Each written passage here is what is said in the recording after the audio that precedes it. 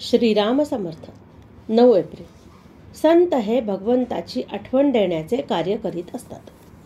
ज्याला सत्याचे ज्ञान झाले तो सर्वज्ञच बनला आणि जे या सत्याला धरून राहतात ते संत होत.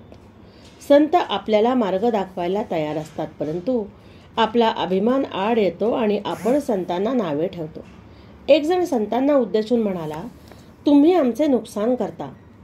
अपकार करणाऱ्यावरही उपकार करायला सांगून आम्हाला मेष मात्र करता. वास्तविक आपल्या संतांनी कर्मांचा ढीग पाडला आहे, पण त्यांच्या आणि आपल्या कर्मांमध्ये फरक आहे. राम करता या भावनेने त्यांनी कर्म केले.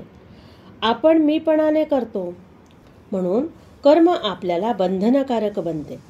संतांची कामगिरी कुणाला दिसत नाही आणि आमची फक्त दिसण्यापुरतीच असते, त्यामुळे ती पुरी पडत नाही. एखादा पुष्कळ ज्ञानी झाला, पण ते ज्ञान जर वृत्तीत उतरले नाही तर त्याचा काय उपयोग? जगाचे खरे स्वरूप समजून घेण्यासाठी जो सुखदुःखाच्या जाळ्यात सापडला नाही त्याच्याकडे जावे. तो साक्षीत्वाने राहून जगापासून अलिप्तच राहतो. कर्म करूनही तो अलिप्त राहतो. आपण मात्र सुखदुःखात गुरफटून जातो. संतांचे अंतःकरण शुद्ध असल्यामुळे त्यांची शिव्यांची भाषा सुद्धा न बोचणारी, किंबहुना आशीर्वाद रूपच ठरते. सत्पुरुष काही विद्वान नसतात. अतिविद्वान मनुष्य कोणी सत्पुरुष झालेला ऐकिवात नाही. कुणी 8व्या वर्षीच घरातून निघून जातो, तर कुणी लग्नातून पळून जातो, तर कुणाला लिहायला वाचायलाही येत नाही. असे लोक सत्पुरुष झालेले आढळतात. संतांनी देह सोडल्यावर सुद्धा लोकांना त्याचे अस्तित्व भासते.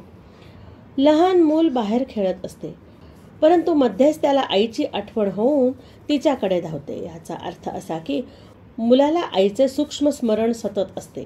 तसा भगवंताचा चटका, तशी त्याच्या अस्तित्वाची जाणीव, तशी त्याची निष्ठा आपल्याजवळ पाहिजे.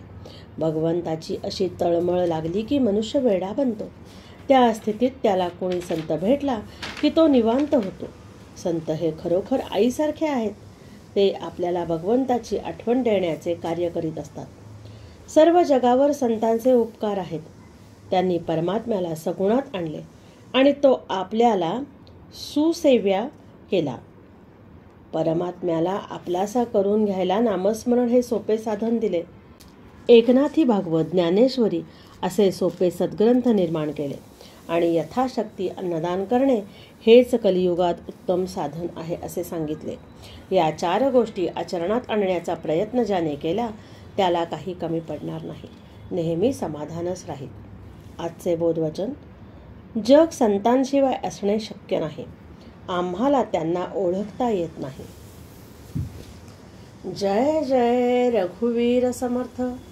जानकी जीवन स्मरण. जय जय राम. श्रीराम जय राम. जय जय राम.